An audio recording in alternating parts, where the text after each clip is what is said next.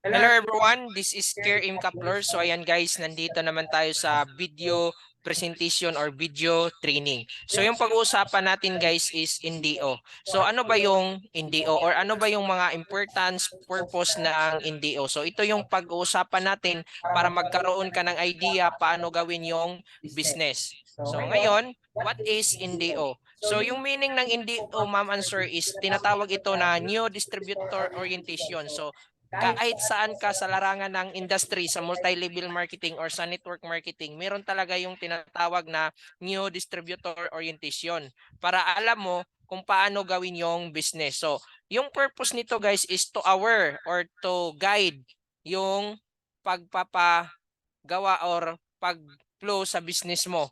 So ngayon, it is hindi important? Yes, to know how to build our business. Number 2, to correct and educate. So yan po yung mga reason or ano yung purpose, ano ba yung kahalagahan ng NDO. So ngayon, first to do, remove your fear or yung kahadlok or doubts or pagdududa. So kailangan mo yang itanggalin sa isip mo. So conquer your fear by trying. So i-conquer mo yung kumbaga yung takot mo para magkaroon ka ng confidence sa ganitong business, i-try mo lang talaga. Then fear of rejection. So wag kang matakot ma-reject. Normal talaga yung rejection sa buhay natin. Kahit sinong tao, meron talaga yung rejection na tinatawag. At the same time, fear of failure. Huwag kang matakot mag-fail or huwag kang matakot na kumbaga malugi ka sa ganitong business. So or kahit ano man yung gusto mo sa buhay, huwag kang matakot mag-failure kasi part talaga yan sa pag-succeed. So dito makikita mo yung tinatawag na failure is not opposite of success. It is part of success. So huwag kang matakot. So ano yung meaning ng fail? First attempt in learning.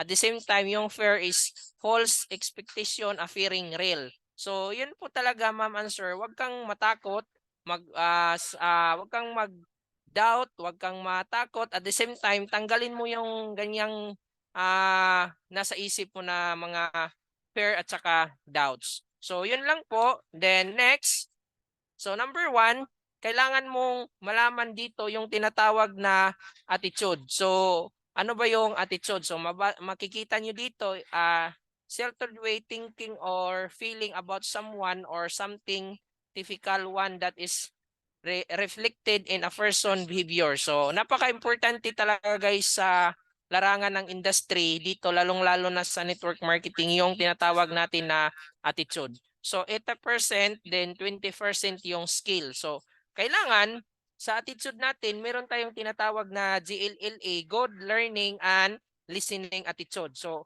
yan talaga guys yung nasa attitude mo na marunong kang makinig at the same time marunong kang ah kumbaga yung mga sino yung nagsalita, wag kang tinatawag yung acne. Alam ko na yan, tanggalin mo talaga yan yung mga ganong mindset. At the same time, always empty cup para kung ano yung mga narinig mo ng mga idea, hindi siya kumbaga hindi mawala sa puso't sa isip mo kasi nag-always empty cup ka. Example, yung tubig, pag puno siya, paglagyan mo, so lalabas lang. Unlike kung walang laman, yung nasa isip at sa puso mo, pag may mga bagong update, mga ideas, maano mo talaga sa isip at puso mo, maintindihan mo talaga.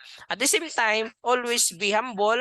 At the same time, lower down your pride. So ito talaga guys, yung ego natin, yung pride natin, lalong-lalo na guys kung merong yung mga yung kung ano man yung mga narating natin sa buhay, wag mo siyang ipagmalaki or kung sino man yung mga nagsalita sa harapan na kumbaga mas mataas ka. So tanggalin mo yung mga ganyang nasa isip mo kasi pag dito sa network marketing guys, always down your pride. At the same time, be teachable. So napaka-importante din yan guys na meron kang ganyan na marunong kang magturo sa mga business partner mo. At the same time, always yes applying. Basta alam mo, legal yung tinuturo niya, moral, ethical, so sundin mo lang or yes applying ka lang palagi. So success depends or your attitude. So kailangan talaga ma'am answer is uh, ma maano mo yung tinatawag na attitude ma-internalize para magaan yung pag-workout mo sa ganitong business. Kasi pag palpak yung attitude mo, darating ang araw, hihinto ka talaga. Lalong-lalo na kung mataas yung pride mo, hindi ka marunong makinig. So, wala akong magawa. Kaya nga, nandito yung tinatawag na NDO para ma-aware ka. So, at least ngayon, na panood mo yung video ko, so at least ma-aware ka, dapat pala, yun pala yung i-correct ko. So, di ba? So, next, yung tinatawag na belief. So, belief is a trust or faith or confidence in someone of something. So 100% guys believe in the system. Believe our owners. So napaka-importante talaga yan. Complan, crossline, company, products, uplines, downlines. At the same time, believe in yourself, believe in God. So napaka-importante guys yung belief system mo. Kasi kung yung belief system mo is half-hearted, kumbaga 50% 50% lang yung belief mo, isa din yan na magpapabagal sa pagtrabaho sa business mo kasi hindi ka pa 100% na okay ba yung system, okay ba yung mga may-ari, complan, company, product. So pag ganyan talo ka talaga. So napaka-importante ma'am answer yung belief system natin. So dito, mababasa nyo dito, believing in yourself is the first secret of success. O, di ba? So kailangan yung belief system mo is 100%, dapat hindi siya kulang, dapat 100% talaga. Oh, so ngayon, next naman, yung tinatawag na commitment, the state or quality of dedicated to cost, activity, etc. So dapat napaka-importante din ma'am answer yung commitment. Commit to your goals. Committed ka talaga sa mga goals mo, sa dreams mo, sa team mo, at the same time your family or our family. So kailangan committed tayo. Then be serious, don't ever quit. Napaka-importante ma'am. Commit to do the business. So, commit talaga kung ano yung mga activities sa business natin. Huwag yung paling-paling ka or wala ka half-hearted. So wala talaga, mas maano ka talaga sa mga ganitong business, hindi ka makapag-take off pag lalong-lalo na yung commitment mo bagsak. So wala akong magawa dyan. Importante na napanood mo to, at least makorek ka. Do whatever it takes to accomplish your goal. So gawin mo talaga kung ano yung kaya mo. Basta ginawa mo yung mga pangarap mo sa buhay. So merong tinatawag dito na 3 types of commitment. So nasaan ka? Yung iba sabi dito, some say I will try. Number 2 is others say I will do my best. But you, kung ikaw, dapat ganito yung commitment mo. I will do my best whatever it takes. So kung ano yung mga mangyayari, basta gawin mo talaga yan. Kasi para naman to sa'yo, hindi naman to sa ibang tao. Hindi naman to para sa akin. Para sa'yo naman to, di ba? So most people, dito makikita nyo sa last part, most people fail not because of lack of desire, but because of lack of commitment, o di ba? So isa yan sa mga reason bakit until now hindi mo pa nakuha yung mga pangarap sa buhay, o kumbaga kung saan ka man pumunta sa buhay mo, kung ano yung gusto mo, baka yung commitment mo hindi ka gaano ka committed kaya mabagalan ka. So dito sa mga training na to, dito ka makorek, dito ka ma-aware, dapat ganito pala. So, di ba? So next, yung tinatawag na discouragement. So napaka-importante guys na ma-aware ka. Kasi yung discouragement part talaga to sa buhay natin. So a loss of confidence, manghihinaan ka ng loob, kumbaga sa Tagalog. So normal, ma-discourage, ma-reject. So normal talaga yan guys. Kaya accept mo kung mayroong mga discouragement, rejection sa market or sa surrounding natin. Normal yan. Kasi kung walang rejection, walang discouragement, hindi ka din ma-challenge kung gawin mo talaga yung isang bagay. Di ba kung meron kang mga nag-discourage sa'yo, dapat gawin ko to para pagdating ng panahon, sila yung mali, hindi ako, di ba? Dapat ganun yung mindset mo. Tapos, do not entertain any negative thoughts. So, wag yung entertaining yung mga salita na mga negative kasi napaka-critical kasi manghihinaan ka talaga ng loob. Pag bigyan mo talaga yan ng seryosong oras. So, normal, attrition, normal talaga yan yung mga mawawala, then do not be discouraged, o di ba? Avoid talking to dream stealer, o kailangan wag mo yang entertain yung mga ganong tao. Tapos don't be dramatic, o di ba? So wag tayong magdrama, lalong-lalo na kung nasa industry tayo, lalong nandito tayo sa ganitong business. So nandito talaga yung tinatawag na don't be dramatic, then master and manage your emotion. So napaka-importante yan guys. So normal talaga guys na meron tayong parang problema sa buhay, meron tayong mga kailangan natin yung tinatawag natin na parang hindi na natin kaya, gusto na natin na magdrama. Pero kailangan pala dito guys is i-master natin or i-manage talaga yung emotion natin. So ako nag-learn ako about that. At least ngayon na alam ko na isa din yan sa way na dapat hindi natin pala yan bigyan ng time or seryoso na atensyon kasi isa din yan sa magpapabagal sa pagkamit sa mga pangarap natin. So ngayon, advantage of discouragement is good so that you have an experience and so you have something to share. So okay din naman na meron kang mga experience nga discouragement, mga rejection para meron kang experience para kung may mga tao din na na-experience yung mga ganun na dati na nagkaroon ka din ng mga ganyan, may ituturo ka or may ipapayo ka. So, okay din pala yung may mga ganun. So, wag kang mag-alala. Ang importante lang talaga guys is don't quit sa ganitong mga business natin. So, remember, yung tinatawag na SW3, some will join, some will not. So what? Next, someone else waiting. So, wag kang mag-alala kung ayaw nila. Kasi marami pa namang iba. Dapat ganun yung mindset mo pag may mga taong nagdi-discourage sa'yo, merong mga nag-reject. So, sabihin mo sa isip mo, some will join, some will not. So what? Ganun. Next, proceed, move on.